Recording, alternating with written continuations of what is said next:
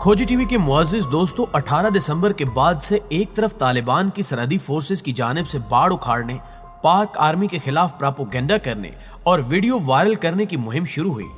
इस मुहिम को हालांकि इंडिया में बैठे पाकिस्तान दुश्मन अनासर लीड कर रहे थे।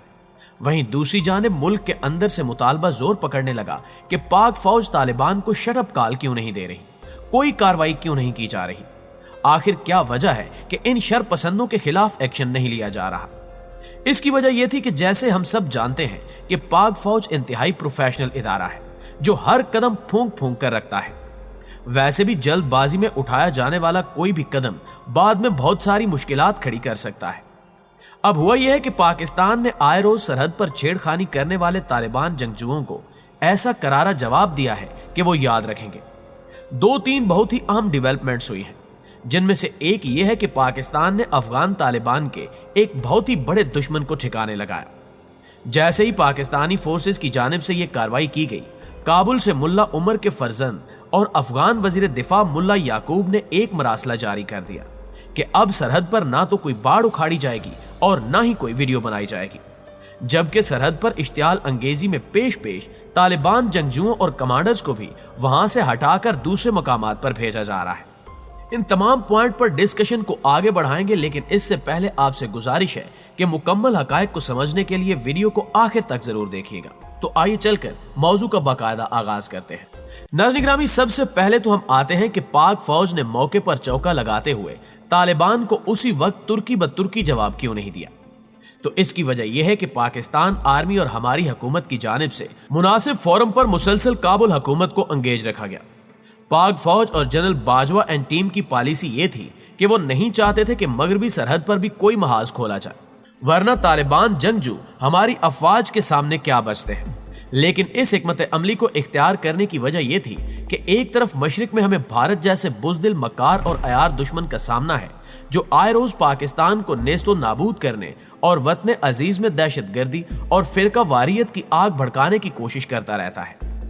अब वैसे ही जब हमारा मशरकी बॉर्डर हर वक्त अंगेज रहता है, यानी वहां से हर वक्त ही धड़का लगा रहता है कि लाइन ऑफ कंट्रोल हो या फिर वर्किंग बाउंड्री, कभी भी भारतीय अफवाज जाहिरियत कर सकती है और हल्की फुल्की गर्मा गर्मी तो वहां का रोज का मामूल है। इसलिए यह फैसला किया गया कि मगरबी बॉर्डर को किसी भी सूरत एक्टिवेट नहीं किया जाएगा।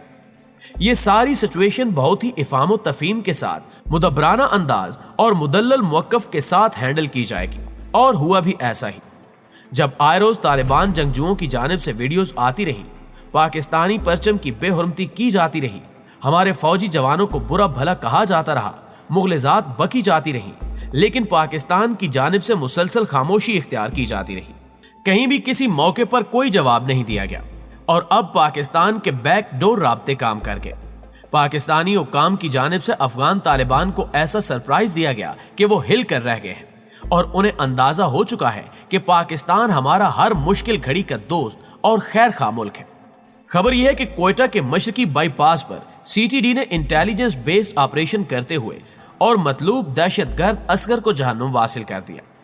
जैसे खोजी टीवी ने आपको बताया था कि यह दहशतगर्द कोई मामूली करिंदा नहीं था, बल्कि दाइश का कमांडर था, जिसका हदफ ना सिर्फ पाकिस्तान चीन इक्तिसादी राहदारी मंसूबे को खत्म कराना था, बल्कि चीन और पाकिस्तान के ताल्लुकात के दरमियान दरारें भी डालना था।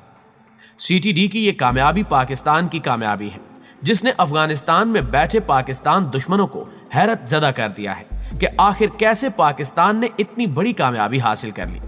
क्योंकि दाइश के इन दहशतगर्दों का ऐसा नेटवर्क है कि ये बहुत ही मुश्किल से ट्रेस होते हैं।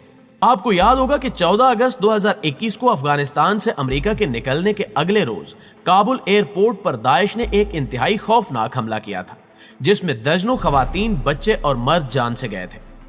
यही नहीं, अफगान तालिबान के अस्करी अमूर के तर्जुमान ज़बीउल्लाह मुजाहिद की वालदा की कुल खानी के मौके पर भी दाइश के दहशतगर्दों ने काबुल की मस्जिद पर हमला किया था। लेकिन अफगान तालिबान वहां हुकूमत में होने के बावजूद दाइश के उस नेटवर्क को खत्म करने में नाकाम हो गए थे। अब पाकिस्तान ने इस कमांडर को मारकर दाइश खिरासान के नेटवर्क की कमर तोड़ दी है। अब जैसे ही पाकिस्तान की जानिब से इस खतरनाक अमन दुश्मन का सफाया किया गया, वैसे ही तालिबान के वजीर दिफा और साबिक आर्मी चीफ मुल्ला याकूब, जो कोई आम शख्स नहीं है, उन्होंने एक मरासला जारी किया।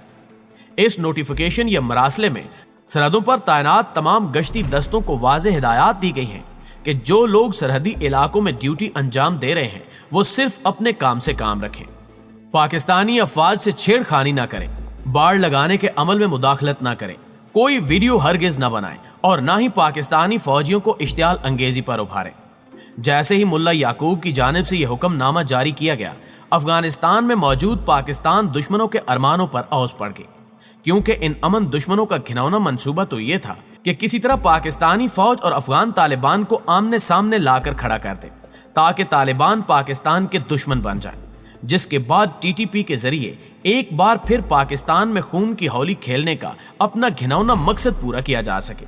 لیکن الحمدللہ پاکستان اور جنرل باجوہ اینڈ ٹیم نے وطن عزیز کے ان دشمنوں کو ناکام و مراد لوٹا دیا۔ افغان طالبان میں بظاہر گھسے ہوئے ٹی ٹی پی کے حمایتیوں اور ان کے ایجنٹوں کو بڑا جھٹکا لگا ہے، کیونکہ پاکستانی افواج جانتی تھی کہ انہیں کہاں، کیسے اور کب چوٹ لگانی ہے۔ ناظرین گرامی، افغان وزیر دفاع اور سابق آرمی چیف ملا یعقوب کی جانب سے ایک اور بہت ہی اہم قدم اٹھایا گیا، وہ یہ کہ ان کے جاری کیے گئے مراسلے کے بعد مقامی کمانڈرز کو خفیہ پیغام بھی بھیجا گیا ہے کہ بارڈر پر موجود تمام فوجیوں کے یا تو تبادلے کیے جائیں یا پھر انہیں فارغ کیا جائے، تاکہ آئندہ آنے والوں کو ایک پیغام دیا جا سکے کہ سرحد پر تعینات فوجیوں کی کتنی اہم ذمہ داری ہوتی ہے اور انہیں کسی بھی صورت اس قسم کی اونچی حرکتیں زیب نہیں دیتی۔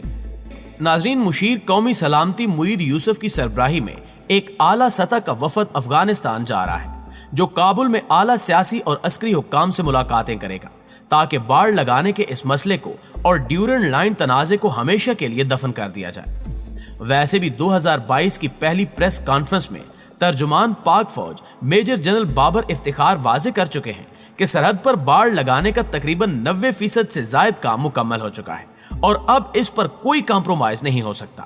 لہٰذا اگر کوئی یہ سوچتا ہے کہ وہ باڑ اکھاڑ کر، ویڈیوز بنا کر، پراپوگنڈے کر کے پاکستان کو باڑ لگانے سے روک سکتا ہے تو وہ یقیناً احمقوں کی جنت میں رہتا ہے۔ ملا یعقوب کے جاری کیے جانے والے اس نوٹیفیکیشن میں ان کی مہر بھی واضح طور پر دکھائی دے رہی ہے۔ ایک اور چیز بہت ہی اہم ہے اور وہ یہ کہ پاکستان کی جانب سے معید یوسف کو اس پیغام کے ساتھ بھیجا جا رہا ہے کہ اب کی بار تو مذاکرات کرنے آ گیا ہوں، لیکن اب بھی اگر طالبان نہ سنبھلے اور اپنی حرکتیں درست نہ کی تو پھر انہیں اسی انداز میں جواب دیا جائے گا جو وہ سمجھتے ہیں۔ جی تو معزز دوستو، اس منظرنامے کے بارے میں آپ لوگوں کی رائے کیا کہتی ہے؟ کمنٹ کر کے ہمیں ضرور بتائیے گا۔ انشاءاللہ آپ سے ملاقات ہوتی ہے اگلی ویڈیو میں، تب تک اپنا خیال رکھیے۔ اللہ نگہبان۔